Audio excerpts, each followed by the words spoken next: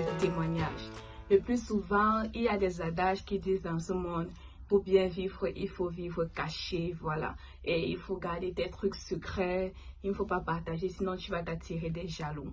C'est très très vrai, je n'en disconviens pas. Il y a aussi d'autres qui sont timides de nature comme moi. Je suis très timide. Pour ceux qui me connaissent, ils savent que je ne parle pas beaucoup, etc. Voilà, c'est vrai. Mais il y a quelque chose qui se cache dans le témoignage de mettre en avant ce que Dieu a fait dans ta vie.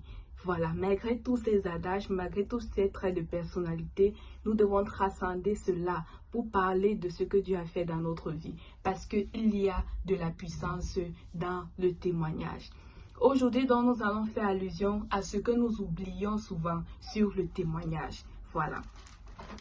Apocalypse chapitre 12, verset 11 dit « Ils l'ont vaincu à cause du sang de l'agneau et à cause de la parole de leur témoignage. Et ils n'ont pas aimé leur vie jusqu'à craindre la mort. » Alléluia. Le témoignage a une grande puissance. Ce que nous oublions, c'est que en rendant témoignage, on est en train de mettre Dieu en avant. Nous sommes en train de mettre les œuvres que Dieu a faites dans notre vie en avant. Et en faisant cela, Dieu est le garant de ses œuvres. Dieu va te protéger. Tu es couvert par le sang de l'agneau. En faisant la publicité de Dieu, il va s'assurer aussi de te couvrir. Voilà. Donc, il ne faut pas dire que oui, peut-être si je parle, on va voir ce que Dieu a fait dans ma vie, ça va m'attirer des ennemis, on va me haïr et c'est comme ça qu'on va me chercher des problèmes, je n'aurai plus la paix. Charge-toi juste de mettre la publicité sur Dieu, de ne pas te mettre toi-même en avant. Maintenant, quand tu mets Dieu en publicité, lui-même se chargera de te protéger. Voilà. Tu es couvert par le sang de l'agneau, tu n'as rien à craindre.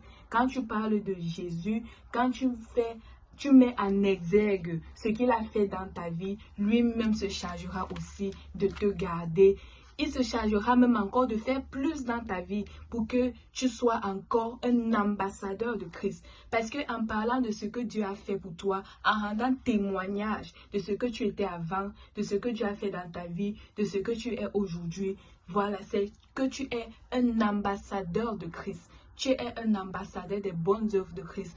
Et en retour, il fera encore plus dans ta vie. Il augmentera encore en double, en triple, en quadruple. Et tu pourras encore rendre davantage témoignage.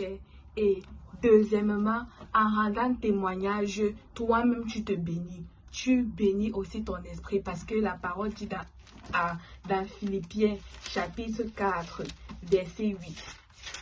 Philippiens 4, 8 dit « Au reste, frères, que tout ce qui est vrai, tout ce qui est honorable, tout ce qui est juste, tout ce qui est pur, tout ce qui est aimable, tout ce qui mérite l'approbation, tout ce qui est vertu et digne de louange, soit l'objet de vos pensées. » Donc toi-même, en rendant témoignage, tu bénis ton esprit parce que ça te restaure, ça t'affermit dans la foi. Tu es encore rempli d'espoir et voilà, toi-même tu es d'abord béni quand tu rends témoignage.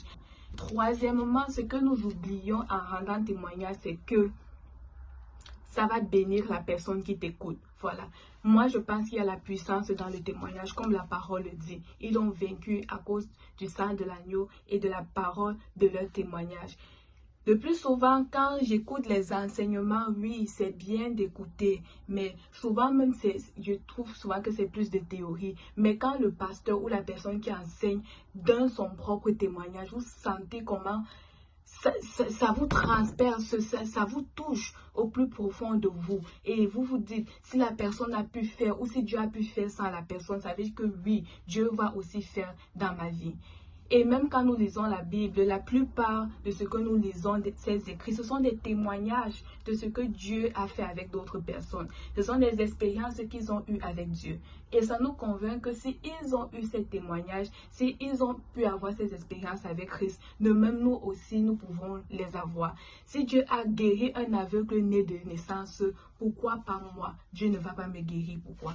Donc, du coup, ces témoignages bénissent aussi ceux qui les entendent, même si ça ne les aide pas aujourd'hui. Demain, qu'ils seront peut-être dans des situations difficiles, ils vont se rappeler que Dieu avait guéri la mâchoire d'un enfant. Je m'étais rappelé que j'avais entendu ce témoignage. Ça veut dire que devant telle situation, Dieu peut aussi agir. Dieu avait ressuscité un mort. Ça veut dire que Dieu peut aussi agir dans cette situation. Parce que Jésus est le même hier, aujourd'hui et éternellement. Donc, si tu doutais encore, si tu voulais encore bien vivre pour vivre caché, sache qu'en faisant la publicité de Dieu, tu es déjà couvert par le sang de l'agneau parce que Dieu est le garant.